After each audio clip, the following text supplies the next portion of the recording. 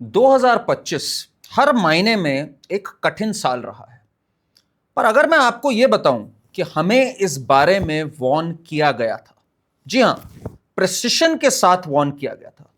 कई बार तारे सितारे इस तरह से लाइनअप होते हैं और कुछ लोग जो उनका मतलब निकाल पाते हैं हमारी ज्योतिष विद्या से, वो हमें उस बारे में बताते हैं। आज करण वर्मा अनप्लग्ड में एक खास मेहमान है। इन्होंने 2024 में बोल दिया था कि 2025 में पाकिस्तान पे हमला होगा, ईरान पे हमला होगा। इन्होंने यह भी कहा था कि एविएशन सेक्टर में एक दुर्घटना घट सकती है। 5 जून को इन्होंने दोबारा उस बात को दोहराया और दुर्भाग्यवश 12 जून को हमने एयर इंडिया का वो फ्लाइट का एक्सीडेंट देखा जिसमें 300 से ज्यादा लोगों की मौत हो गई। आज हमारे साथ हैं शर्मिष्ठा जी, ज्योतिष आचार्य and famously known as astro Sharmishtha. Sharmishtha ji, बहुत बहुत स्वागत आपका and it's a pleasure to be with you. नमस्ते and same here, it's a pleasure to be here. तो शर्मिष्ठा जी, आई थिंक कुछ प्रेडिक्शंस जब सही होती हैं तो अच्छा लगता है, बट कुछ प्रेडिक्शंस ऐसी दर्दनाक होती हैं when they come true it breaks your heart.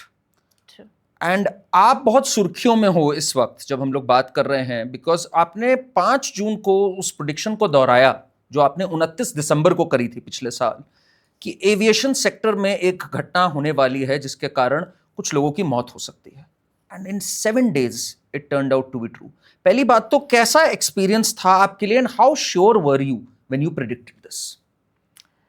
C I said it last year, है ना?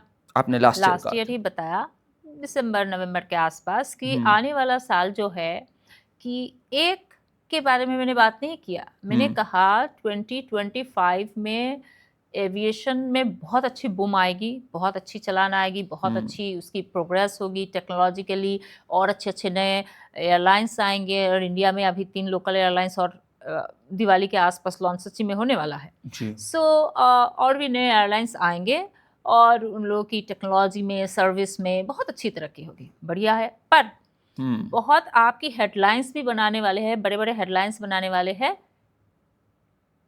Air crashes. ये मेरी पहली थी कि मुझे ये दिखा कि एक नहीं, ढेर सारे लगातार होंगे, बड़े बड़े होंगे। कि उसके बाद भी नवंबर दिसंबर में 3 दिन में 3 एयर क्रैश हो गई थी, पर यहाँ पे आसपास कुछ नहीं हुआ।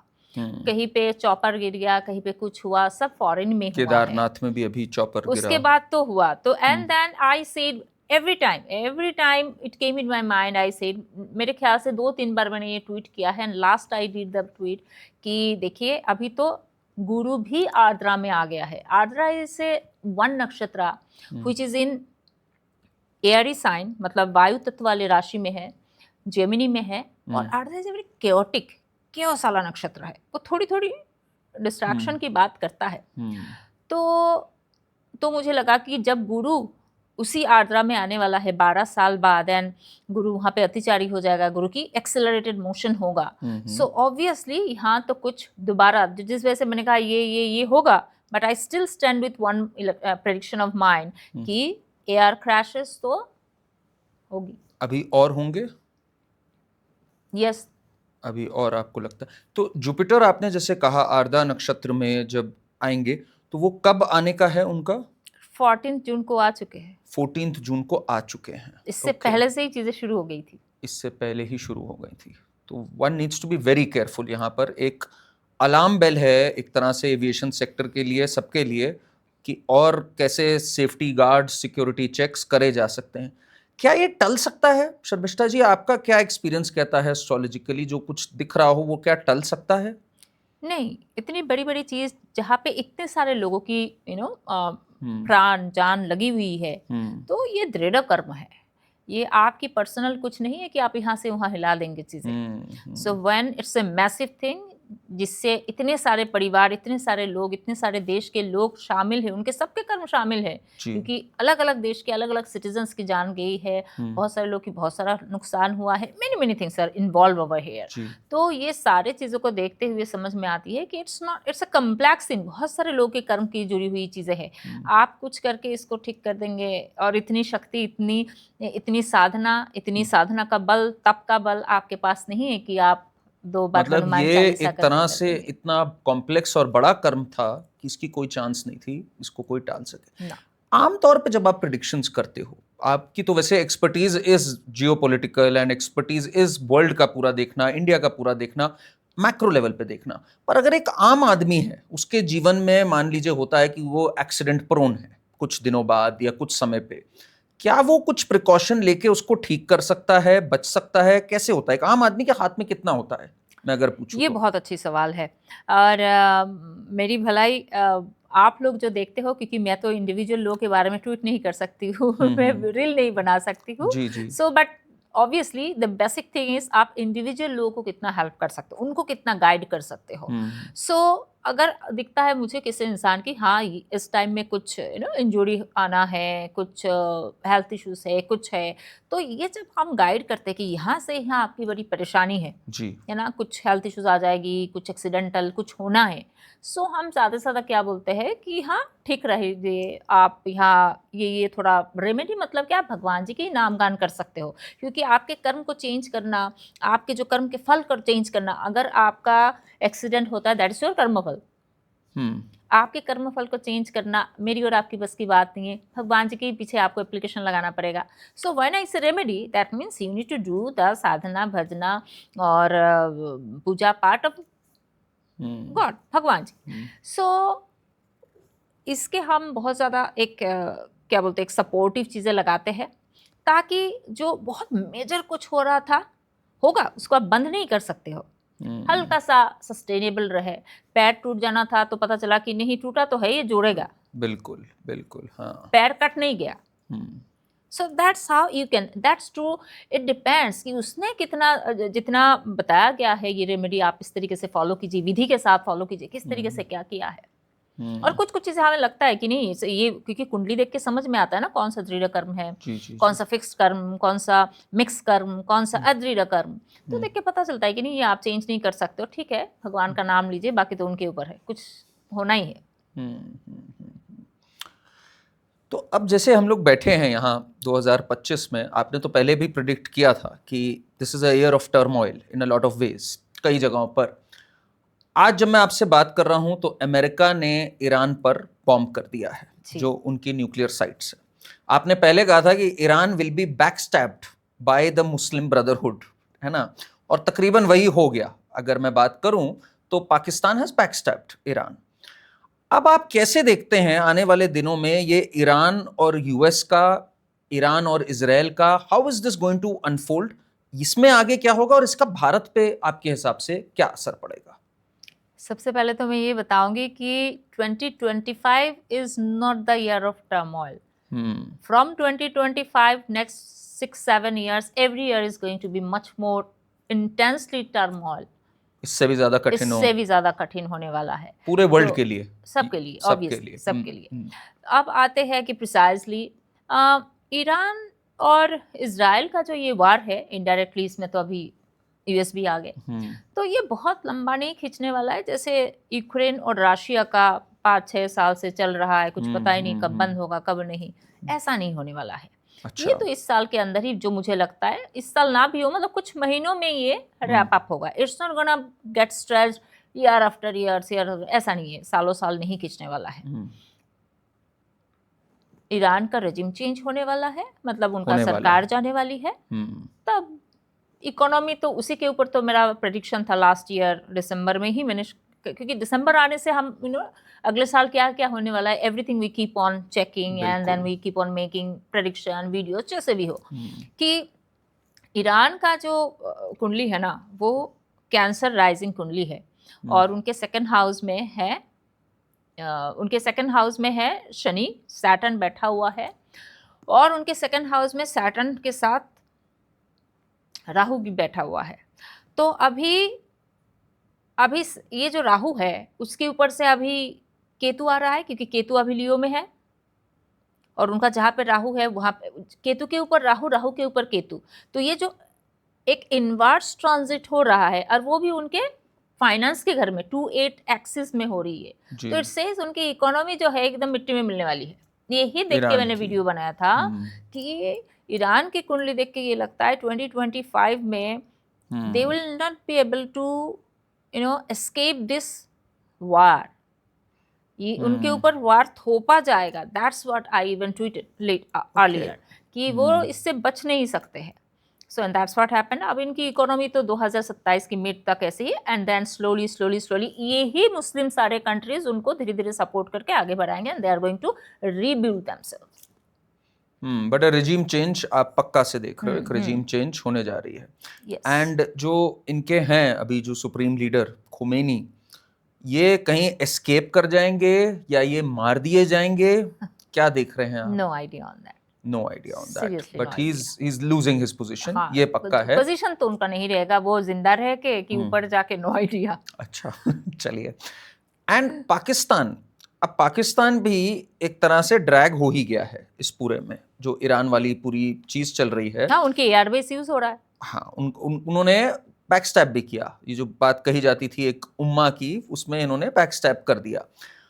इधर इंडिया से अभी ऑपरेशन सिंदूर की अगर मैं बात करूं तो जैसे प्रधानमंत्री ने कहा, ऑपरेशन सिंदूर अभी बस पॉज किया गया है. तो भारत और पाकिस्तान का आप क्या देखते हैं? अभी फिर से कुछ हम इधर गतिविधि देखेंगे आक्रामक, कैसे देखते हैं आप? देखिए, भारत और पाकिस्तान का तो होना ही है. ये नहीं होगा तो पीओके नहीं आएगा. पाकिस्तान टुकड़ा नहीं होगा. पाकिस्तान को टुकड़ा टुकड़ा होना है. 3-4 टुकड़े में पता नहीं कितने टुकड़े होंगे, पर 2 टुकड़े तो होना ही है. एक पीओके हमारी अपना हिस्सा हमारे पास वापस लाना है. कब तक आएगा वो? मैक्सिमम 2027. यही देखिए, बीइंग एन एस्ट्रोलॉजर क्या होता है, एनालिस्ट जो होता है ना, मार्केट में एनालिस्ट देखेंगे, जैसे जैसे मार्केट चेंज होता है वो बोलता है देखिए अभी फिगर्स अलग आ रहा है, ऐसे अभी ऐसे चेंज हो गए, वैसे चेंज हो गए. But being an astrologer I just can not change. So my last year prediction was around अगस्त सितंबर. दैट वाज माय प्रेडिक्शन कि POK actually one Pakistani asked me the question कि पीओके के बारे में आपका क्या ख्याल है. ये वाज पाकिस्तानी गाय. तो मैंने बड़े मजाक से बोला कि वार की पाकिस्तान इंडिया का वार पीओके, ऐसा कुछ सवाल पूछा. सो पाकिस्तानी देख के मैंने बड़े मजे से जवाब दिया कि वार की क्या जरूरत है, पीओके है तो 2025 में या 2027 में हम ले आएंगे. And he was a good guy, he didn't say anything, he said okay. So at that time लोगों को लगा ऐसे ही मैंने कुछ कह दिया, क्योंकि पिछले साल अगस्त सितंबर में there was no symptom of war, at least with India Pakistan, सब ठीक चल रहा था. And then suddenly when it started happening this year, तब समझ आया कि हाँ 2025 में मुझे सही दिख रहा था. My calculation was correct. So I feel the question, I am coming back to that one, है तो इस साल दोबारा ये सितंबर, अक्टूबर, नवंबर, मतलब उस साइड में दोबारा ये ट्रिगर होगा. तो हम पीओके की कुछ हिस्सा ले सकते हैं. और एक ये है कि 2027 by then obviously there is no, I mean वो तो कुछ सवाल ही नहीं आता. 27 तक पीओके पक्का है. PoK is definitely. मैं ये एक सबको दर्शकों को ये कहना चाहती हूँ, जैसे मैं जब बोलती हूँ कि पीओके के लिए हम लड़ाई लड़ेंगे 25 में 27 में, लोगों को लगता है क्या है, इजराइल को अपने ही लोग बिट्रे करेंगे, लोगों को लगता है ऐसे ही कुछ लिख दिया. इजराइल ने ईरान सॉरी वो सब आई से ई आई कट. तो ईरान को अपने ही ब्रदरहुड के लोग, अपने मुस्लिम ब्रदरहुड लिखा था, एंड एग्जैक्टली वही हुआ है Pakistan. So now what I feel, maybe people will be saying that just for the sake of prediction I am saying no, I don't say anything just for the sake of saying something. I feel हमारे लोग, Indian लोग, मतलब Indian फौज, ऐसे तो नहीं हो सकता, पब्लिक तो नहीं, Indian army is already inside PoK. neither our government is saying anything, neither their government is saying anything. That's what, as per astrological understanding, that's what I have. क्योंकि मंगल का महादशा शुरू होने वाला है सितंबर से, और अब मैं एस्ट्रोलॉजिकल इस चीज को कैसे समझाऊं, but my conviction, obviously I am not an analyst, और डिफेंस का तो कुछ ऐसे ही मुझे समझ नहीं आती है, बट प्लैनेट मुझे समझ आती है. And as per the horoscope of Bharat, I feel we already captured a part of it. भले ही छोटा मोटा कितना है मुझे नहीं पता, बड़ा तो नहीं हो सकता है, छोटा ही होगा. So our people, our army, our fauji, our warriors are already inside it. अब बस इंतजार है और थोड़ी देर, और उसको अनाउंसमेंट होने की. तो जैसे ऑपरेशन सिंदूर जब हम लोग का जब कॉन्फ्लिक्ट्स हुई 6 तारीख से लेके 11 तारीख, मैं अगर मई की बात करूं, ड्रोन्स जाना, फिर हमने एयर बेसिस पे स्ट्राइक किया, तो इस तरह की स्ट्राइक्स आप देखती हैं, या एक अलग ढंग से ग्राउंड ऑपरेशन से पीओके आता हुआ आप देखती हैं? नहीं, स्ट्राइक्स तो होंगे, ऐसे बिना चीज़ों से तो स्ट्राइक्स नहीं, होंगी। स्ट्राइक्स तो है। और इससे भी ज़्यादा इससे ज़्यादा इससे ज़्यादा तो अलग-अलग तरीके से प्रेशर से है, पर स्ट्राइक्स तो है। स्ट्राइक्स मुझे हैं। वो उतना नहीं दिखता तो है। इसमें आपको हमारा भी कुछ डैमेज होते हुए दिखता है? हाँ, वो तो है। 2027 में जब फाइनली उनके साथ एक वार लड़ा जाएगा, तो वी आल्सो तो गोना हैव अभी there is a bigger war जो बिगर वार, ऑन द या डोरस्टेप है because we are not Pakistan gonna say. Get the entire POK this year, अगर हमें मिलती भी है, हुँ। So when finally we will be declaring कि हाँ भाई हमारे पास पीओके का ये हिस्सा है, सो वो हिस्सा ही है, पीओके नहीं है fully, the one we want, our entire land, अपनी ओके। एक क्या बताओ, 1 स्क्वायर फीट भी हम क्यों छोड़े, हमारा है। और वो पूरी चीज़ 27 तक आएगी आप यस। सोचते हैं। एक बार वो 27 तक आ गई शर्मिष्ठा जी, देन इसके बाद टेंशन भारत और पाकिस्तान के बीच और बढ़ेगी, या पाकिस्तान में एक एक्सेप्टेंस आ जाएगी, चला गया है पीओके, अब और भी जाएंगे इसलिए चुपी हो जाओ, शांत हो जाओ? अब ईरान को एक्सेप्ट करने के अलावा ईरान के पास अभी क्या चारा है? ना तो रशिया उनकी तरफ से कुछ कर रहा है, ना तो अभी 12 घंटा तो हो गया होगा, 12 to 15 आवर्स ऑलरेडी बिल्कुल हो डन, गया ये जो है। बॉम्बिंग होने के बाद से। हाँ। सो ना चाइना कुछ कर रहा है, और पाकिस्तान ने तो पहले से ही हाथ खड़ा कर दिया था। They are the बैकस्टेबर। सो आपके पास एक्सेप्ट करने के अलावा आपके पास क्या है? When you are the weakest one. So जब आपके टुकड़े टुकड़े हो जाएंगे, जब आपके, क्योंकि 2025 is the worst year for देश में, अगर किसी चीज़ की बात करूँ ना, वो ईरान की इतनी खराब चीज़ नहीं है, मैं बोलूँगी वर्स्ट टाइम फॉर पाकिस्तान भुखमरी, पाकिस्तान का नेचुरल कैलामिटी, पाकिस्तान की Okay. फौज। ये मेरा 2024 लास्ट ईयर में एबीपी में गई थी, उनके न्यूज़ चैनल में दिवाली का उन्होंने एक प्रोग्राम किया था न्यूज़ चैनल में for Diwali, and there I said कि 2025 में पाकिस्तान की जो आर्मी है जी। बेबस फील करेंगे। अब इतने पाकिस्तान, एक तो हमारे इंडियंस ने मारे, प्लस आए दिन उनके बलूचिस्तान के लोग, कहीं पे अननोन लोग, कोई कुछ, उनके आर्मी की हालत सबसे खराब है। And now they don't have water, exactly. They don't have water, they don't have actually money, और कितना भी आपको यहाँ वहाँ से मिल जाए, चैरिटी के पैसे से आप जी नहीं सकते हो, कितना दिन जियोगे? So they are going to be in a worse shape day by day. Pakistan की तो हाल जो है ना, पाकिस्तान अभी तो बाकी है, अभी तो अगला अगस्त तक देखिए, मतलब नेक्स्ट ईयर अप्रैल तक आप देखिए क्या चलता है। It's horrible. एंड 27 में जैसे आपने बताया ये वॉर हो गई, उसके बाद का अगर मैं फ्यूचर की बात करूं, पाकिस्तान का इवेंचुअल फ्यूचर क्या है? बलूचिस्तान अलग होना, जो उनका अफगानिस्तान से कॉन्फ्लिक्ट चल रहा है, वहाँ टीटीपी जो तहरीक तालिबान पाकिस्तान कर रही है, तो कई हिस्से होने हैं इसके। यस। एंड वो आप कब तक देखते हैं? लाइक मेरे ख्याल से 2027 उसी के आसपास, once PoK will be done, I think उसी के आसपास बलूचिस्तान ये वो 3-4 टुकड़े धीरे धीरे 1-2 साल में हो जाएंगे। So they will not be having much of strength to do anything. Okay, so then इस रीजन में आपको लगता है फाइनली ये पूरी वॉर और इस सब के बाद फाइनली पीस आते हुए आप देखते हैं 3-4 साल डाउन द लाइन? 3-4 साल में नहीं, पर 6-7 साल मिनिमम। 6-7 साल मिनिमम, Because यानी Pakistan is not the only troubling thing, na? What else will trouble India? China, Okay. USA खुद।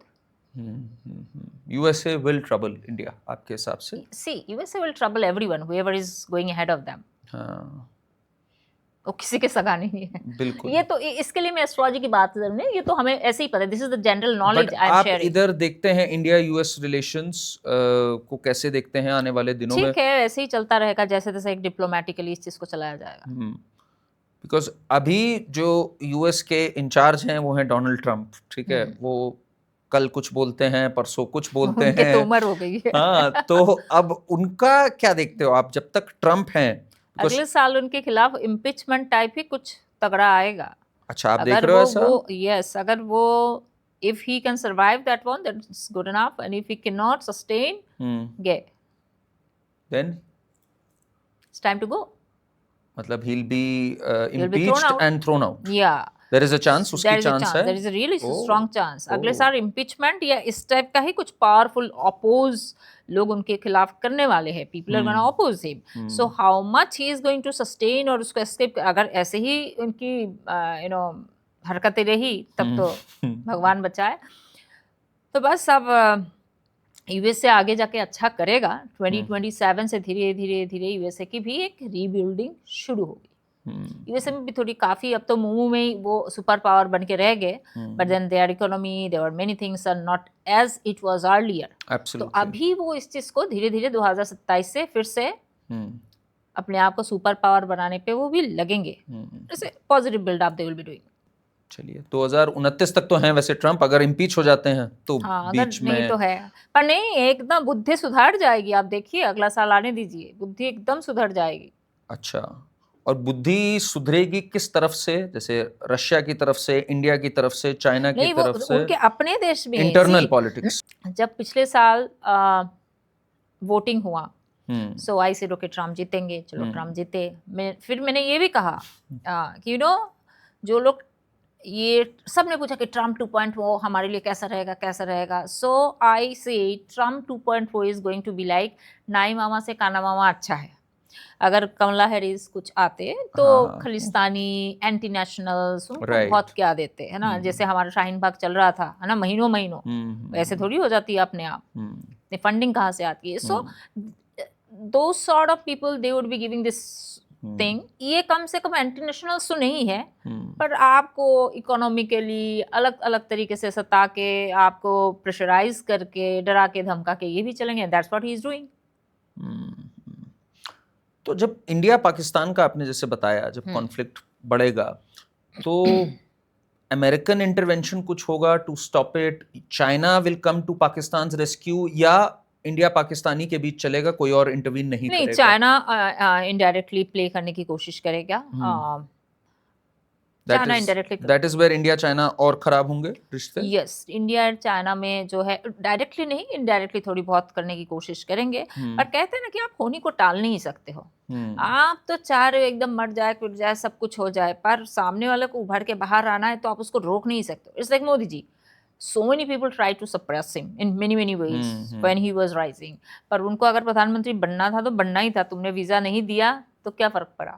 अब देखो, आप तो तुम ही इनवाइट करके ले जाते हो। तो सिमिलर वे, अगर हमारे पास पीओ के आना है, we are destined to get it, we are destined to get it. तुम अब चाइना आ जाए, अमेरिका आ जाए, कोई भी आ जाए, कहते हैं ना आप कर्म फल को चेंज नहीं कर सकते हो। इसमें एक बहुत बड़ा चीज आती है शर्मिष्ठा जी की जब हम पीओके कहते हैं तो उसमें एक हिस्सा, अक्साई चिन वाला हिस्सा तो इधर का, एंड पीओके में भी पाकिस्तान ने एक हिस्सा चाइना को दे रखा है, और चाइना का जो एक बेल्ट रोड इनिशिएटिव की सड़क है वो पीओके से उन्होंने निकाल रखी है। तो ये बात कही जाती है कि चाइना आसानी से ये होने नहीं देगा, बिकॉज चाइना के बहुत एसेट्स भी हैं, एंड पीओके का एक छोटा सा हिस्सा पाकिस्तान ने चाइना को भी दिया हुआ है। तो इसमें कहा जाता है China will be directly involve कभी भी अगर पीओके पे टेक ओवर होता है, या आपके हिसाब से चाइना जाने देगा इसको? चाइना, देखिए, चाइना तो अपना फौज भेज के हमारे साथ लड़ाई नहीं करने वाला है। China will try to enter from North East, different various places. तो इस तरीके से चाइना हमारे ऊपर प्रेशर करेगा। So directly not much, indirectly they are going to do their, I mean they are going to make their move. तो हमें उसको भी ध्यान में रखना है। So first PoK and after that perhaps we will be thinking of taking, जो आप कह रहे हैं, पीओजेके, है ना, दैट इज पीओजेके, राइट। या सो वो भी आएगा, ये भी मेरा प्रेडिक्शन है। It's a matter of time now.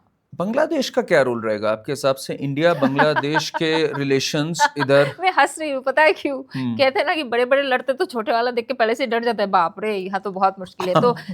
तो पाकिस्तान का भुखमरी वाली हाल देख के ना, पाकिस्तान का तो अभी शुरू हुआ है, अभी तो आई नहीं है, ये आधा ही हुआ है। उनके trust me, I know that you are very much updated about the political things, आपको सब पता होता है। पाकिस्तान की सेना का तो इतना बुरा हाल है ना, मतलब अभी पाकिस्तान के सेना में नाम लिखवाना मतलब मरना ही है। अब कोई चारा ही नहीं है, मरना ही है। सो जिस तरीके से पाकिस्तान का हालत हो जाएगी ना आने वाले 1 साल पे, ये देख के ना बांग्लादेश एकदम सहम सा रहेगा कि भाई। But yes, one thing is very unfortunate, Bangladesh में जो हिंदुओं के साथ हो रही है जी वो कुछ चेंज नहीं होगा। वो तो मेरा पिछले साल जब से हुआ है तब से लोग पूछ रहे थे कि मैम बांग्लादेश के हिंदुओं का क्या होगा, कुछ बताइए। और मेरे पास एक ही चीज़ है कि मुझे नहीं, astrologically I don't find any solution. कोई देश कुछ भी 2027 तक तो उसका कोई हाल ही नहीं है मोस्टली। ओके, एंड ऑफ 2026 और 2027 उसी टाइम में हो सकता है जाके हसीना दोबारा वापस जाएंगी, उनकी जो आवामी लीग जो उनकी पार्टी आपको है। लगता है वापस जाएंगी Hasina? Yes yes, you of think so? Course of course. वो नहीं नहीं, ये it is not going to be by her own will. All this countries they will keep on supporting कि भाई इनको वापस जाना चाहिए। अमेरिका भी बोलेगा नहीं इनको वापस जाओ, तो फिर तो कोई कुछ नहीं बोलने वाला है। So now every other big countries they will be supporting and they will be saying कि अच्छा चलो इनको वापस बिठाया जाए। So she will be going back। वो ना भी बने उनके जो पार्टी है, क्योंकि उनकी एज भी हो गई है बहुत, उनके पार्टी का कोई है, उनकी पार्टी फिर से दोबारा धीरे धीरे आएगी। तो 2032 तक बांग्लादेश में राजकता एनार्की बहुत होगी, बहुत। और हिंदुओं का तो बस अब मेरे पास कोई शब्द नहीं है। और ये 2027 तक कोई देश, कोई ऑर्गेनाइजेशन कुछ उस पे हाथ डालने नहीं जाएंगे। तो वहाँ के जो हिंदूस मर रहे जी, बस ऐसे ही रहेगा। मुझे एक आपसे वैसे इस पे सवाल पूछना, एक थोड़ा फिलोसॉफिकल सवाल है। हमने हिंदुओं का नरसंहार बहुत जगहों पे देखा है। अगर मैं इतिहास की बात करूं, सालों से चलता आ रहा है, दशकों से चलता आ रहा है, अलग अलग आक्रांताओं द्वारा। बांग्लादेश में अभी हो रहा है, भारत में भी हुआ पहले। जी। ये क्या कर्म है जो कैरी कर रहे हैं हिंदू, जिसके कारण एक इतना आस्थावादी समूह, अगर मैं कहूं हिंदू, उसके बाद कि उनका इतना नरसंहार होता जा रहा है इतने जनरेशन से? इसका क्या रीजन है आपके हिसाब से? यही तो कलयुग है, जहाँ धर्म होना है उसको कलयुग में धर्म का एक ही पाद विराजमान है। धर्म का 4 पाद होता है। धर्म का 4, आप कह सकते हो 4 ब्रांचेस है, 4 स्टेप्स है। उनमें से एक ही बस बचा है कलयुग में, और कुछ नहीं, स्वधर्म।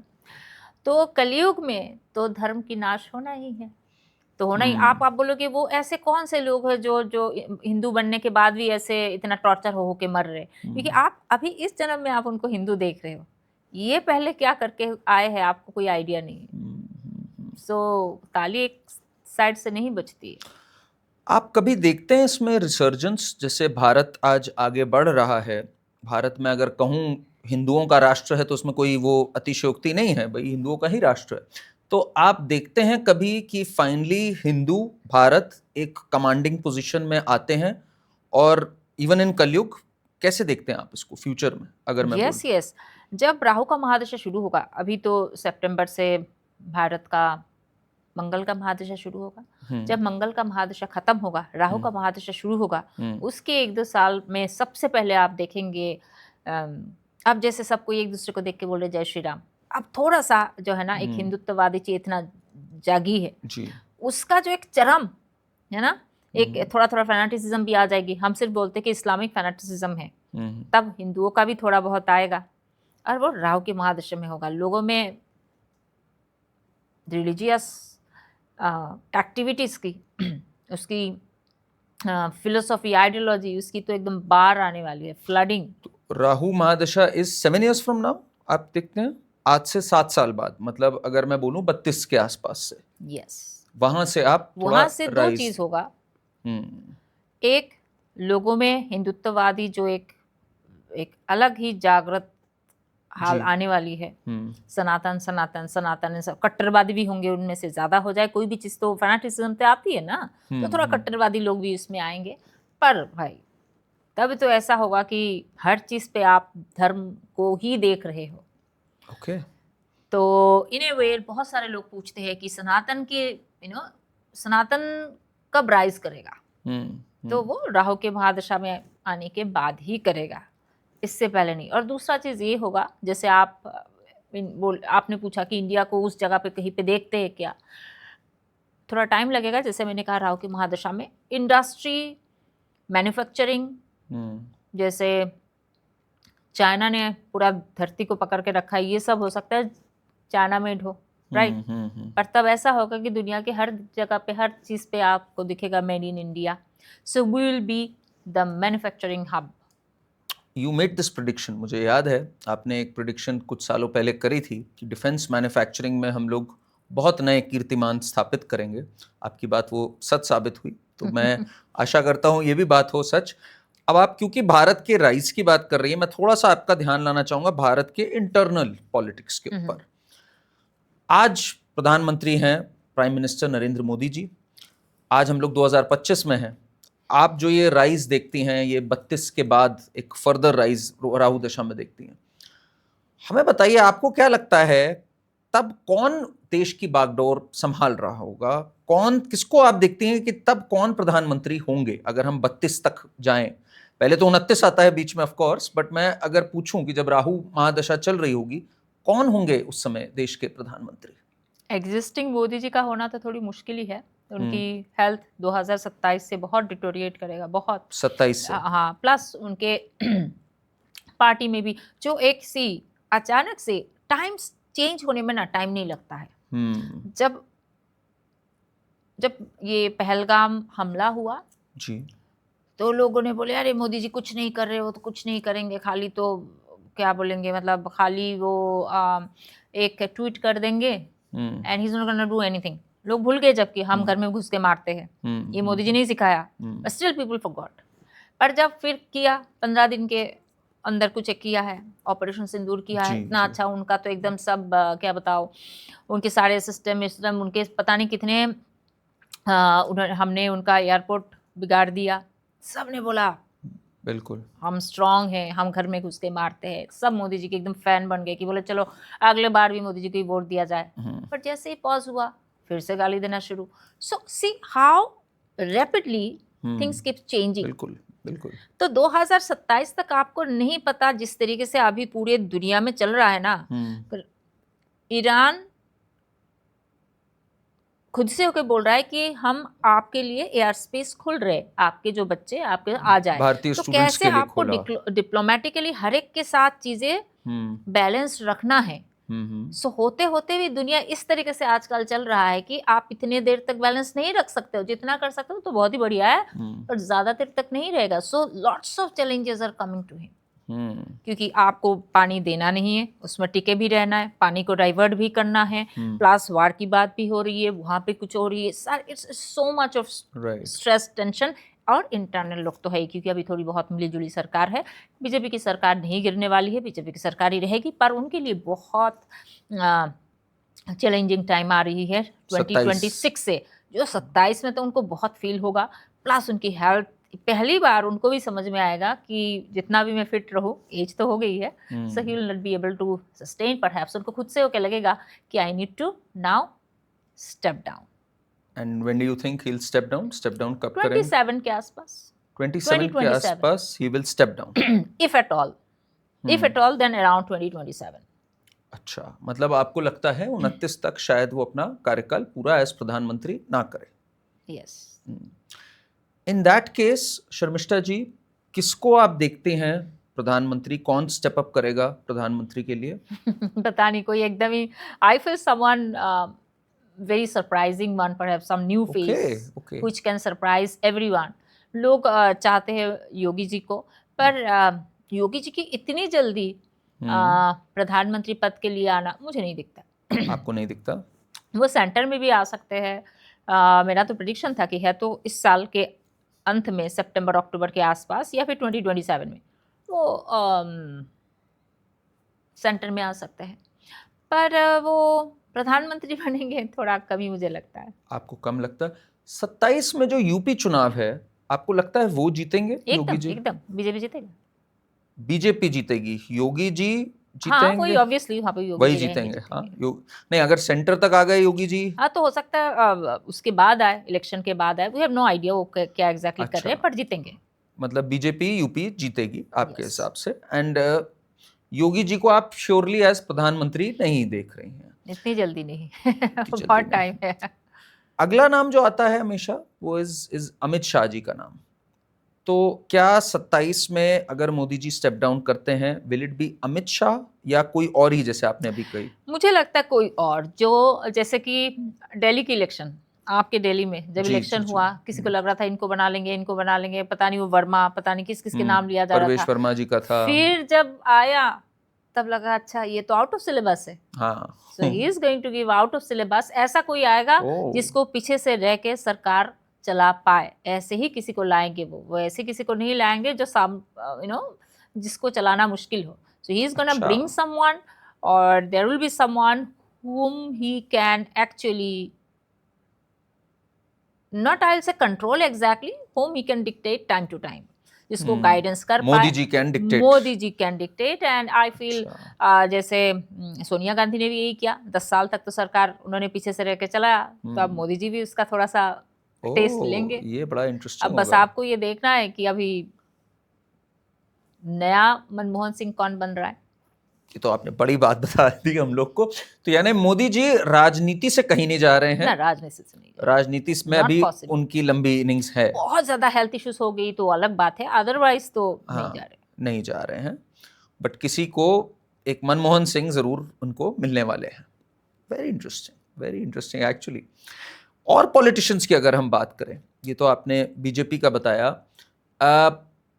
जैसे केजरीवाल हैं, ममता बनर्जी हैं, ये एक दो नाम है। जैसे केजरीवाल लॉस्ट इन दिल्ली, आपको लगता है कभी भी ये वापस आएंगे? विल ही 2027 में थोड़ा सा रिवाइव करेंगे, सॉरी नॉट सर्वाइव, 2027 में थोड़ा सा बाउंस बैक करने की कोशिश करेंगे। ऐसा नहीं कि सीएम बन जाएंगे, थोड़ी सी आप जैसे पता ही नहीं हो कहाँ है, कोई न्यूज नहीं है, तो थोड़ा सा सुर्खियों में आएंगे, हलचल करेंगे बस। नहीं, जैसे पंजाब में आजकल वो सीएम से भी एक कदम आगे चल रहे हैं, सुपर सीएम की तरह चल रहे हैं। तो लोगों का अक्सर अटकलें आती रहती हैं कि हो सकता है 27 में जब अगली बार पंजाब का चुनाव हो यही बन जाएं। ऐसा आप नहीं देखते? एंड दिल्ली में उनकी वापसी एज द सीएम आज से 5 साल बाद बनना है जब, तो एज ए सीएम का क्या सीएम मतलब आप नहीं देखते? मुझे नहीं लगता है वो ही हैज पीक्ड ऑलरेडी, जो उनको पाना था। I feel that, you feel so, he is done. Mamata Banerjee का क्या कहेंगे आप? बिकॉज वेस्ट बंगाल बहुत खबरों में रहा। आपने पिछले साल आई थिंक प्रेडिक्शन करी थी कि वेस्ट बंगाल में अनार्की और केओस बढ़ता रहेगा, और वो बड़ा इंडिया भी। में अगर कोई 2 स्टेट में, उन्होंने कहा था कौन सा स्टेट में सबसे ज्यादा खराब रहेगा, तो मैंने कहा था वो 1 इज वेस्ट बंगाल जी, वहाँ पे बहुत ज्यादा अराजकता फैला हुआ रहेगा, and secondly bit of Punjab. यही दोनों का मैंने नाम लिया था। वेस्ट बंगाल का तो बाय गॉड, मुर्शिदाबाद, ये वो daily so much going on, और ऐसे ही चलेगा, कई साल तक। बीजेपी जीत के भी आ जाएगी तब भी ऐसे ही रहेगा। नॉट सो इजी बंगाल को शांत करवाना। 2026 में इलेक्शन होगा वहाँ, क्या बीजेपी की कोई चांस है उसमें? बहुत ज्यादा चांस है, पर अब फिर भी एक फाइनल टचअप में तभी दूंगी उसके बारे में, क्योंकि मैं हर बारी कहते हुए आ रही हूँ कि she is not gonna sustain this time. Mamata वो बनर्जी इस बार जीत के नहीं आएंगे, मतलब अगली बार 2026 में। पर फिर भी कब डेट पड़ता है, किसको इधर से नॉमिनेशन देते हैं, इनके ना उनके ऑपोजिशन में, वो सब भी थोड़ा डिपेंड करता है। But mostly done. काफी लोग डन होते जा रहे हैं इसमें। मतलब I think it's a big churning जो चल रहा है पॉलिटिक्स में। This entire Lalu Prasad Yadav and his family, because Bihar चुनाव भी बिल्कुल राइट अराउंड द कॉर्नर है, इसमें आप क्या देखते हैं बिहार चुनाव में? मुझे ऐसा कुछ नहीं लगता है। जनसूरज पार्टी का भी मैंने कुंडली देखा है, अमेजिंग हॉरोस्कोप है जनसूरज पार्टी का। जनसूरज पार्टी प्रशांत किशोर का वो धीरे धीरे आगे बढ़ेंगे। इस बार भी बहुत वोट खाएंगे वो। पर एग्जैक्टली कौन क्या जीतेगा, मैं I am really confused about one thing, Bihar election में क्या होने वाला है। अच्छा, मेरी समझ से बाहर है, क्योंकि आपके नहीं समझ में आ रहा तो हम लोग कैसे इसलिए समझेंगे क्योंकि उसको? वो नीतीश कुमार की कुंडली जो मैं देखती हूँ तो मुझे लगता है ये सही है, फिर लगता है नहीं ये नहीं है, सो मेनी थिंग्स, सो ए बिट कंफ्यूज। फिर भी देखते हैं कि इलेक्शन की क्या डेट आती है, क्या निकलती है, लेट्स सी, तब बताया जाएगा। पर जनसूरज पार्टी इस इलेक्शन की खाली बात नहीं है। In the long run they have a future. This one party is really going to do good. What about Chirag Paswan? Because Chirag Paswan भी एक हैं जो बिहार पे फोकस कर रहे हैं। थोड़ा सा उन्होंने पॉपुलैरिटी पकड़ी, उनकी पार्टी स्प्लिट हुई, उनका कोई फ्यूचर अच्छा देखते हैं आप? ऐसा कुछ खास नहीं है, टाइम टू टाइम थोड़ी सी बाहर उभर के आ सकते हैं। सो आई डोंट फाइंड एक्चुअली इतने एयर साइन जब एक्टिव होता है ना किसी की कुंडली में, उनके ऊपर पूरा एक एपिसोड बनाया मैंने एबीपी के साथ। नेताजी की कुंडली एक सीरीज किया था मैंने, जहाँ पे मैंने 20 नेताओं के बारे में 20 एपिसोड बनाया है। अच्छा। तो उसमें से 12 एपिसोड ऑलरेडी आउट हो चुकी है, बाकी एक एक करके दे आर डूइंग इट। सो चिराग पासवान के ऊपर जो मैंने प्रेडिक्शन दिया है वहाँ पे, I am just repeating this one. देश के लिए वो जो करना है आपको जनता के लिए करना है, समाज के लिए करना है, देश के लिए वो करना है, वो वाली एक ये कोर में होना पड़ता है। इसके लिए आपको ट्रेनिंग देके नहीं हो सकता है। ये आपके अंदर की एक मतलब this should be your basic characteristics, आपके नेचर में ही दूसरों के लिए करना है ना, होता है। वो मुझे उस इंसान में नहीं दिखता है। आपको किन में दिखा ये? किन किन लोगों में आपको ये बेसिक कैरेक्टरिस्टिक दिखी? जी, महाराष्ट्र का चीफ मिनिस्टर देवेंद्र फडणवीस। मुझे उनका कोई चांस है to become the PM? Because आप कह रहे हो कोई ऐसे आएंगे जो अभी नहीं है। लॉन्ग रन शायद, अभी इतनी जल्दी अभी नहीं नहीं, है, अच्छा। एकदम नहीं। और दूसरा पवन कल्याण, अच्छा, okay, very much for the Very sake of interesting. Doing. इस बार बहुत- मैंने उनके ऊपर भी एक क्या किया।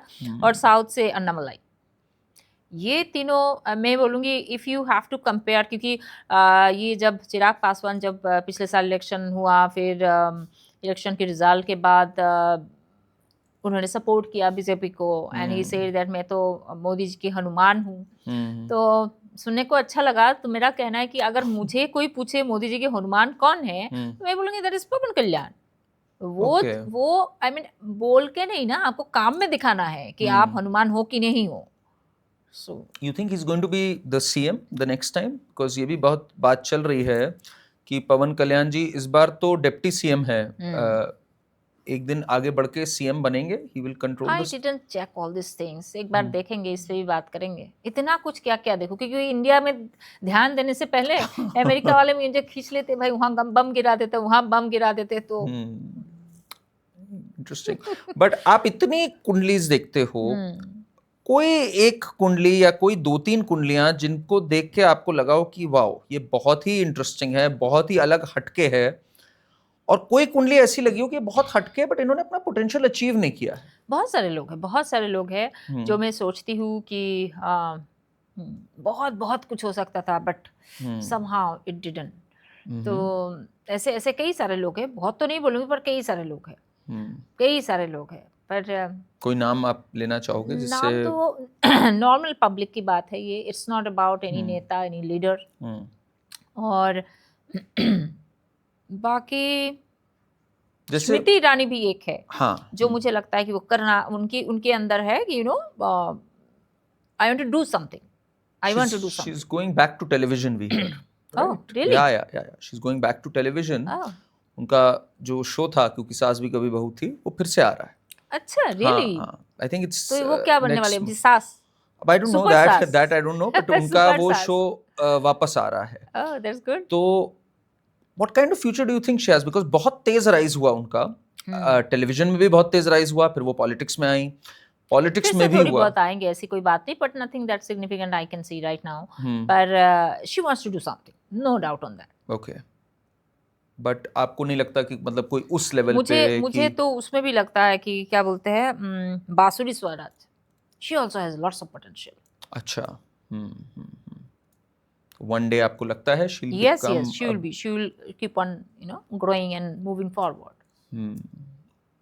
And who else do you think कोई है? जैसे कंगना रनौत की आई थिंक आपने देखी थी। कंगना रनौत की तब एक प्रेडिक्शन दिया, उनके ऊपर तो पूरा मैंने क्या बनाया है, एपिसोड है कि नेताजी की कुंडली में कंगना रनौत के ऊपर। और मुझे एबीपी के एंकर ने पूछा है कि आपको कंगना की दोस्ती कैसे लगती है उसके साथ, चिराग पासवान के साथ। मैंने कहा एकदम सही नहीं लगती है, because she knows, I mean she is the kind of person, she is very emotional, sensitive, and Chirag Paswan is the kind of person who is very flowery, flying guy, आराम से।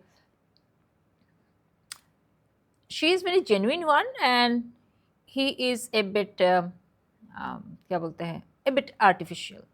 ओके, सो दोनों की वाइब तो एकदम ही नहीं। अब आपको पता है एंकर लोग क्या क्या सवाल पूछते हैं, तो ये भी एक सवाल था। बट वैसे अब मैं आती हूँ आपकी कंगना की उसमें। कंगना की 2027 तक कुछ खास अच्छा नहीं है, अभी कोई फिल्म कुछ भी नहीं चलने वाली है, जो इमरजेंसी के ऊपर ही था। मैंने कहा था कि भाई इमरजेंसी नहीं चलने वाली है, उनको कुछ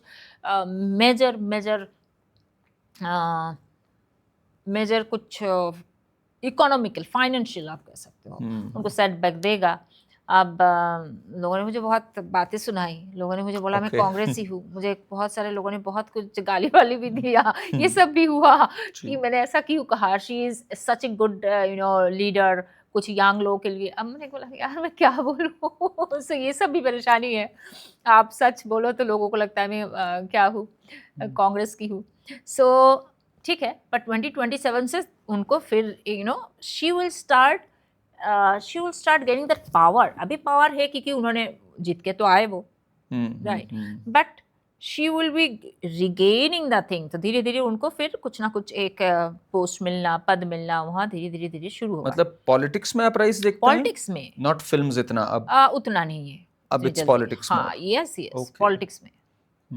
और 2027 में तक तो अब उनको कुछ भी नहीं चलेगा खास, कोई फिल्म वगैरह भी कुछ चलते हुए मुझे नहीं दिखता है। उनको अभी कोई फिल्म करना भी नहीं चाहिए, उसके चक्कर में और पैसे जाएंगे, मेरा ये मानना है। अब आपने क्योंकि फिल्म की बात करी, तो फिल्में आधी से ज्यादा, क्या मैं अगर कहूँ 90% आर लूजिंग मनी आज की डेट में, जो हालत है फिल्म्स की। हाँ, कोई आजकल थिएटर जाना ही नहीं चाहता। जी जी जी। तो फिल्मी जगत में आप क्या देखते हो, जो करंट लॉट है, किसका आप एक अच्छा फ्यूचर देख रहे हो, किसको स्ट्रगल करते हुए देख रहे हो? Who will be the next superstar, big star, क्या देखते हो आप?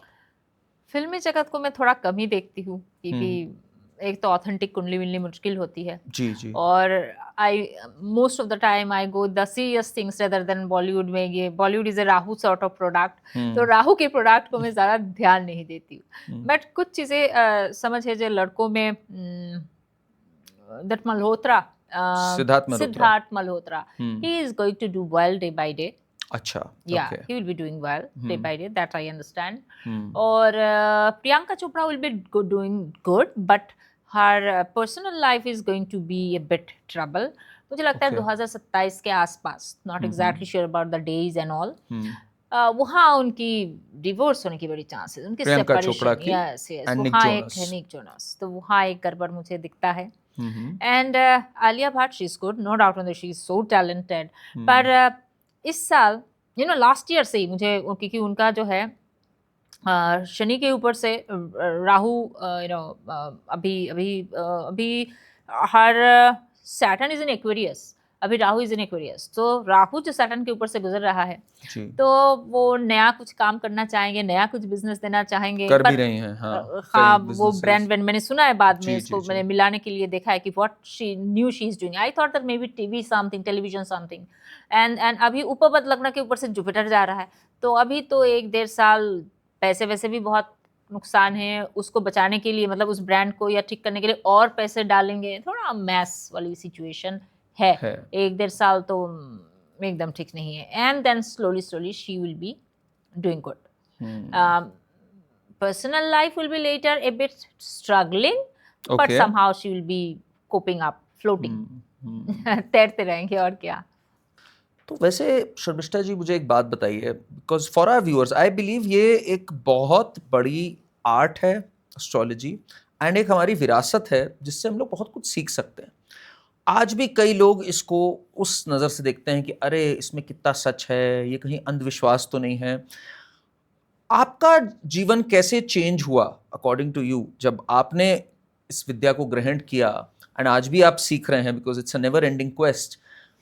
कैसे देखते हैं आप इसको? What is astrology for a person जिसको इतना ना पता हो? Is it a road map of your life, या एक चीज है जिससे आप सतर्क हो सकते हैं कि जीवन में कहाँ दिक्कतें आ रही हैं? आप कैसे देखते हैं इसको? एस्ट्रोलॉजी सबके लिए, मैं ये समझती हूँ, सबको थोड़ी बहुत एस्ट्रोलॉजी बेसिक आना चाहिए। You know why?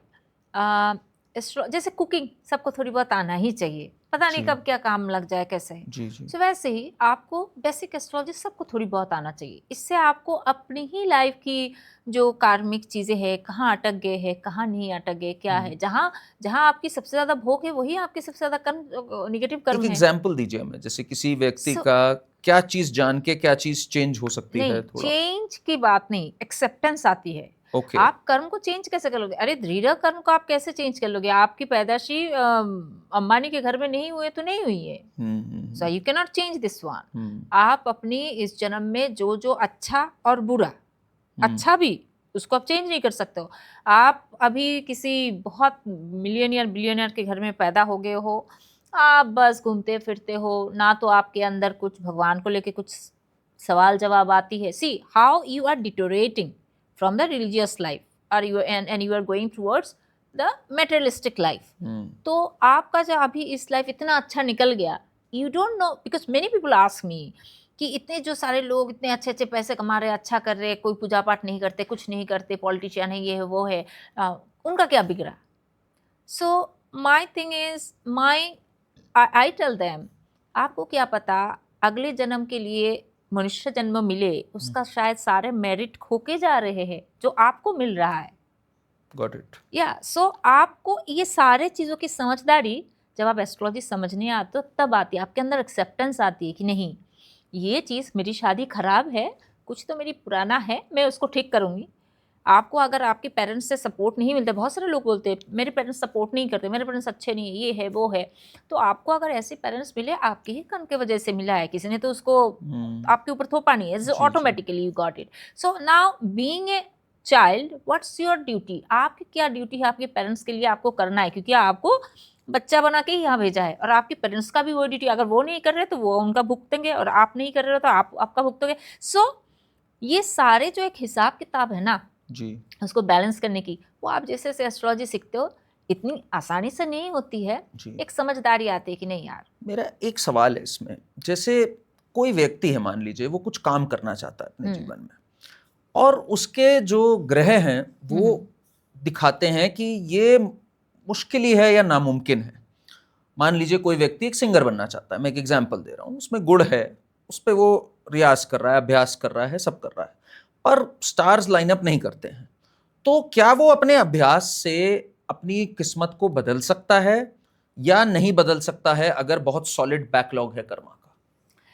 देखिए, अगर कोई सच्ची में अच्छा गाता है पर सिंगर बन के कुछ कर लेगा बहुत बड़ा, ऐसा उसकी नसीब में नहीं है, डेस्टिनी में नहीं है, डेस्टिनी में नहीं है, तो अगर उसके पीछे वो भाग रहा है, so obviously he is killing his time, and time is money, so you are deteriorating from bigger things, क्योंकि हो सकता है आप कुछ और करके कहीं ना कहीं थोड़ा सेट होते। तो आपका कहना है क्या वो प्रयास करते करते करते करते करते कभी ना कभी हो जाएगा, तब तक इतना कुछ चेंज हो जाएगा, आपको समझ में आएगा आपने इतना कुछ खो दिया just to reach somewhere.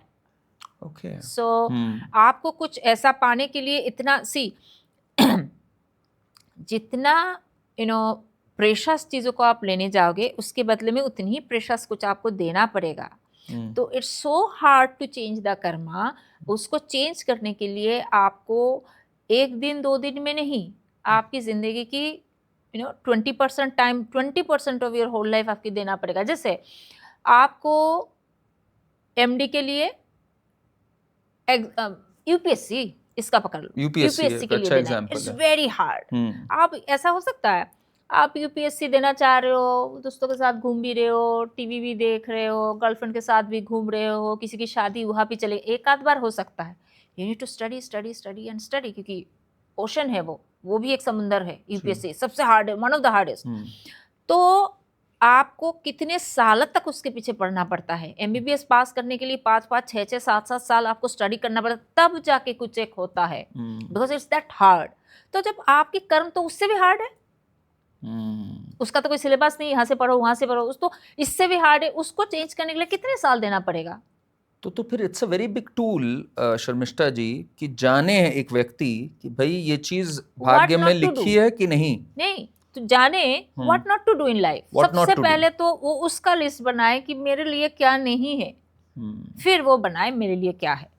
Is it the same in relationships? जैसे अगर किसी का डिवोर्स लिखा है, अगर किसी का लिखा है मैरिज का योग नहीं है या फेल्ड मैरिज चल रही है, तो फिर वो उसको वर्क करे चलाने के लिए, या अगर उसको ये राय मिलती है कि भाई ये आपके शायद भाग्य में है, तो उसको वो गिव अप करे और आगे बढ़े? इन दैट केस आपको सबको तो ये चीज समझ में नहीं आती, एस्ट्रोलॉजी समझ नहीं आती है। जब एस्ट्रोलॉजर को ये चीज समझ आती है कि ये दृढ़ कर्म है, यहाँ पे इसको भुगतना ही है, क्योंकि आपके जो भी है, जो इंसान सामने वाला आया है, आपको आपके कर्म का, पिछले जन्म का व्हाटएवर इट इज, इसको रिजल्ट देने ही आया है, और ये इतना दृढ़ कर्म है, इसको आप चेंज नहीं कर सकते, इससे बच नहीं सकते, और वो आपको डिवोर्स भी नहीं देगा, ऐसे ही लटका के रखेगा सालों साल। ये सब भी है। सो तब आपको एक ही काम करना होता है, आपको भोग को ठीक करने वाला महादेव जी, उनके चरण पकड़ना पड़ता है, 1 नहीं 2 नहीं, सालों सालों तक और जब आपके उसमें दिखता है कि कुछ प्लैनेट आपको अच्छा टाइम दे रहा है, कुछ दशा से, अंतरदशा से, कुछ से, वहाँ थोड़ा थोड़ा प्रयास करें कि है तो डिवोर्स हो जाए, कि कुछ हो जाए, बट इससे ज़्यादा कुछ नहीं कर सकते हो क्योंकि आपको अपने कर्म का फल तो पाना ही, उससे कहाँ से बच जाएंगे आप? क्योंकि if you keep on escaping, आपने पिछले जन्म में जो भी अच्छा किया था उसका रिजल्ट आपको मिल नहीं रहा है, तो आपको कैसा लगेगा? अब ऐसे कैसे हुआ, मैं तो बहुत कुछ करके आया था, उसका रिजल्ट कहाँ गया? तो सिमिलरली आपने जो भी कुछ निगेटिव करके आए, किसी के साथ किया है ना निगेटिव, किसी के ऊपर तो आपने निगेटिव किया। अगर आपने टैक्स चोरी किया तो गवर्नमेंट के ऊपर किया है, किसी को मारा पीटा, किसी के खिलाफ गलत गवाह दे दिया, तो किसी ना किसी के ऊपर ये हुआ है। So if you get escape from this one, so it is injustice to that person. Got it. है ना? तो आप 21 दिन मंदिर चले जाओगे और आपको लगेगा उससे हम बाहर निकल गए, नो, उसके लिए आपको भी उतना ही देना पड़ेगा, आपको भी इतना ही तप करना पड़ेगा भगवान जी के पीछे कि हाँ ठीक है, उसमें भी सारा तो नहीं होगा, हल्का सा कुछ 19-20 हो जाए जो आपको फ्लोट करने में मदद करे।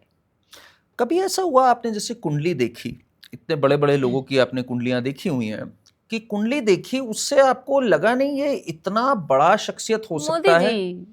आपको देख के नहीं लगता? किसी को भी देख के नहीं लगा, और किसी को पता, आजकल तो सबको मोदी जी की कुंडली पता है। अदरवाइज बड़े बड़े कोई ऐसी एस्ट्रोलॉजर बाहर का किसी को दिखा दीजिए, बोलेगा ठीक है, बड़ा है, ऐसा है, पर किसी देश की प्रधानमंत्री और दुनिया के टॉप लीडर्स में से एक आता है, उनकी एक आंखें पलक झपकने में दुनिया चेंज हो सकती है, ऐसा कोई नहीं बोलेगा। तो ये कैसे हुआ? ऑर्डिनरी कुंडली देखने में है, बहुत कुछ अलग टेक्निक से आपको देखना होता है कि हाँ उसका डिस्पोजिटर भी एक्सॉल्टेड हो जाता है, मेनी थिंग्स। अदरवाइज तो सपोर्ट सिस्टम, आपको पता है बड़े बड़े लोगों की कुंडली एक्सॉटिक कुंडली नहीं है। उस कुंडली में ऐसा नहीं है कि ये 5 प्लैनेट उच्च का हो गया, 3 प्लैनेट उच्च का हो गया, नहीं, कितने प्लैनेट की सपोर्टिव में बैठे हुए हैं, that's the basic thing. First of all कि आपके सारे, मतलब आपके 5th का मालिक अपने से 12वीं में बैठ गया, आपका 4th का मालिक भी अपने से 12वीं में बैठ गया, आपका 1st हाउस का मालिक अपने से 8th हाउस में बैठ गया, सब एक दूसरे से it's a very mismatch.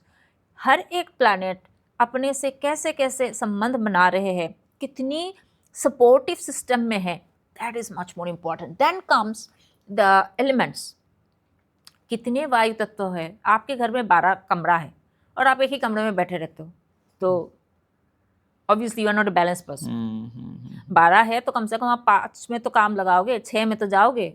So how the houses are balancely, how they are distributed in a balanced way, ये सब देख के समझ में आता है हाँ ये इंसान में सारी चीज़ें बैलेंस्ड है। So he will be able to give output very balanced way में। आपके अंदर बहुत कुछ है पर आप सही नहीं चलता है, कि टैलेंट तो बहुत है कि एक दिन मन करता है गाना गाते हैं, दूसरा दिन आपको मन ही नहीं करता गाना गाने का, because you are not balanced. So when these every planet will be supporting to each other, positively supportive, balanced to each other, houses, signs, everything, then आप समझ जाना इसके पास एक भी होगा उसको ढंग से वो आउटपुट दे पाएगा, एग्जीक्यूट कर पाएगा। तो जब आप डेप्थ से स्टडी करते हो मोदी जी की, ओवरऑल ऊपर तो शुरू में तो नहीं लगता आपको, जब डेप्थ में करते हो तो दिखता है, तब दिखता है कि हाँ ये एक इंसान है जो कोई चीजों को छोड़ेगा नहीं, अलग अलग तरीके से चीजों को धीरे धीरे बिल्डअप करेंगे। तो मोदी जी की पहला लाइफ तो अच्छा कहा था। जैसे डोनाल्ड ट्रंप है, मैं एक उदाहरण देता हूँ डोनाल्ड ट्रंप का। He's had a very luxurious life. Born in luxury, and today he's almost 80 and he's still मतलब the president of the United States, एक बिलियनर रहा, मतलब सारी चीजें जीवन की अगर मैं कहूँ, even Elon the same thing, वो बच्चे पैदा ही हुए बिलियनियर के घर में। तो आपको उनकी कुंडली में ये चीज दिखी? जैसे डोनाल्ड ट्रंप की कुंडली वुड बी वेरी विचित्र, मुझे नहीं पता, आपने देखी? डोनाल्ड ट्रंप की कुंडली में पावर दिखता है बहुत ज्यादा, is a power hungry guy, is a very power. वो पैसे वैसे ठीक है आता जाता है उनके, मतलब पैसे की कुछ ठीक ठिकाना नहीं है एक्चुअली, क्योंकि उन्होंने कितनी बार तो खुद को ही इतने पैसे तो उनके गए, अपने आप को डिक्लेयर किया बैंकरप्ट, वो सब कुछ हुआ है ना उनका। फिर भी एक लेवल पे तो है ही, एक हाँ लेन देन चलता रहा। Money wise things are not that good, but हाँ power, it's all about power. In his horoscope it's all about power, and in Modi जी's horoscope it's all about task. Okay, that's a very big difference. He's a very task oriented guy, and very मतलब छोड़ेंगे नहीं, इधर उधर हो जाएगा दुनिया। Okay, interesting. तो फाइनल क्वेश्चन शर्मिष्ठा जी, आने वाले जो दिन हैं, what is your message to people in general and भारतवासियों के लिए, क्या करने की जरूरत है इस समय? संयम रखना है, धैर्य रखना है, क्या हम लोग कर सकते हैं to prepare for the times that we are in? संयम रख के क्या कर लेंगे, धैर्य रख के भी क्या कर लेंगे? जब तक आप परमात्मा के शरण में नहीं जाएंगे, ये आपको पेशेंस, आपकी एटीट्यूड कुछ काम नहीं आएगा। परमात्मा की कृपा और ब्लेसिंग्स ही आपको बुरे समय में, कठिन समय में आपको फ्लोट करने में हेल्प करेगा। So the very first thing you need to do, आप परमात्मा के शरण में जाइए। इसलिए नहीं कि हाँ वहाँ जाके अच्छा मैं तो डेली सुबह उठ के हनुमान चालीसा पढ़ता हूँ, पर कुछ काम तो आ नहीं रहा है। आपको लग रहा है आपकी लाइफ में कुछ चेंज आ रहा है पढ़ के डेली? नहीं आ रहा है। So there is something is lacking obviously ना। बहुत सारे लोग हैं दिन में 11-11 वर्ष हनुमान चालीसा पढ़ रहे हैं, वो वैसे ही हाल है, उनका कुछ चेंज नहीं है। ऐसा थोड़ी होता है कि भगवान जी को आप बुला रहे हो और आप उनके नाम ले रहे हो फिर भी कुछ चेंज नहीं है, मतलब भगवान जी के नाम पे कोई शक्ति नहीं है। आपकी आवाज वहां तक पहुंच नहीं रही है, there is something lacking in you. उस पर दिमाग लगाइए, भगवान जी के ध्यान में लगिए, विधि के साथ भगवान जी की पूजा पाठ कीजिए। वो जैसे न्यूज़ पे क्योंकि हनुमान चालीसा इज समथिंग सबका रटा हुआ है, जी जी, ऐसे ही बैठे बैठे पढ़ लेते हैं, इट हैज़ नो वैल्यू। सो विधि के साथ हनुमान चालीसा की बात नहीं, कोई भी चीज़ आप दुर्गा सप्तशती पढ़ो कि महादेव जी की शतनाम पढ़ो, कुछ भी। So these should be with a proper vidhi. जैसे आप स्कूल में हो तो आप स्कूल में आज 8 बजे, कल 9 बजे, परसों 12 बजे, ऐसा नहीं चलेगा। स्कूल का एक रूटीन टाइम टेबल है, आप उस हिसाब से भगवान जी की पूजा पाठ उनके जो भी है, मैं नहीं कहती कि बहुत कुछ एग्जैजरेट करके कीजिए, simple but with a proper vidhi vidhan and with your dhyan and focus. घी का प्रदीप जलाइए, ध्यान कीजिए, उनका पूजा पाठ कीजिए, बस पहला चीज तो ये है। दूसरा, जो भी कुछ कर रहे हो, whatever it is, you are a teacher, you are a singer, you are an actor, you are a businessman और you are an astrologer, upgrade your skill. इस धरती पे बिना अपग्रेडेशन स्किल का चल नहीं सकता है। Whatever you are doing, बस यही 2 चीज़ें if you keep on doing and be flexible, understand the karma, क्योंकि थोड़ा सा एक्सेप्टेंस ज़रूरी है, नहीं तो समय आपको एक्सेप्ट करवाएगा और that is going to be hard. तो बस यही 3 चीज़ अगर समझ ले तो ठीक है। बहुत बहुत धन्यवाद शर्मिष्ठा जी, बहुत सारी चीज़ें आपसे समझी, सीखी एंड मैं आशा करता हूं कि हमारे व्यूअर्स भी एक बात समझें। जैसे इन्होंने एक बात कही कि भक्ति में एक शक्ति भी है और ध्यान लगाना भी जरूरी है, विधि के द्वारा जो स्थापित तरीका है उससे ध्यान लगाना जरूरी है, और जो भी हम कर रहे हैं उसमें स्किल्स अपग्रेड करना जरूरी है and we have to have acceptance. मेरा जो पर्सनल एक्सपीरियंस रहा है एस्ट्रोलॉजी के साथ, उसमें आई थिंक जो एक्सेप्टेंस वाली बात इन्होंने कही वो सबसे बड़ी है, बिकॉज कई बार आपको बाउ डाउन करना है और अपना जो कर्म पुराना चलता आ रहा है उसको आपको एग्जॉस्ट करना है, उसको जीना ही जीना है। हमें बताइएगा ये एपिसोड आपको कैसा लगा, चैनल को सब्सक्राइब करें and do send in your comments. Thank you.